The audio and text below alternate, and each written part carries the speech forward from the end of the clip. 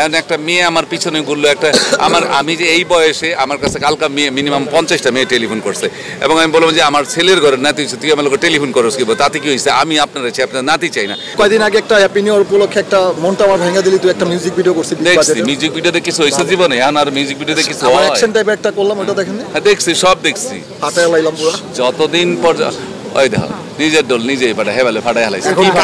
একটু ভালো উপদেশ দিয়ে দেন আপনার শিষ্যরে, যে কি ধরনের অবস্থা।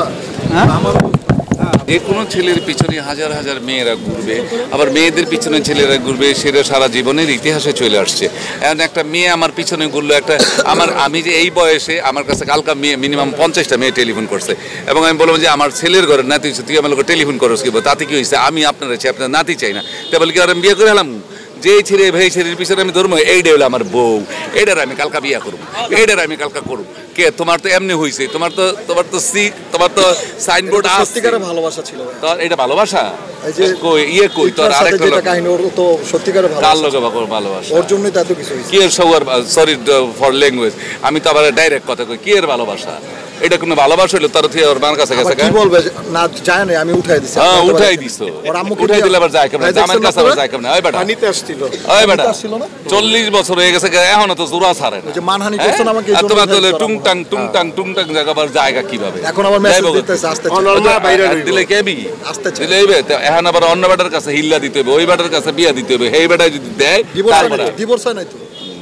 ডিভোর্স হয় নাই তো ওস্তাদ, কেমন লাগে কত দেখি। আর কি করবো, আর কিছু কর নাই, ওর ভিডিও আমি সব দেখি।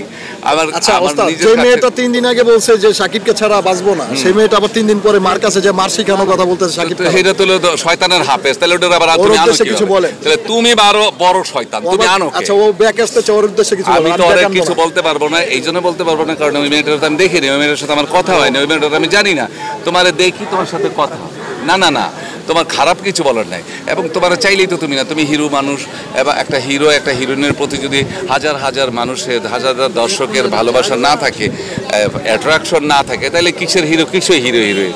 এখন একটা হিরোইনের কাছে হাজারটা দেখবা, ববিতা ম্যাডামের জন্য, কবির ম্যাডামের জন্য, প্রেস ক্লাবে এই যে অঞ্জনা আপা মারা গেছে, ওদের জন্য প্রেস ক্লাবে অনেক ছেলেরা অনশন ধর্মঘট করছে, তাই বলে কি গেছে কা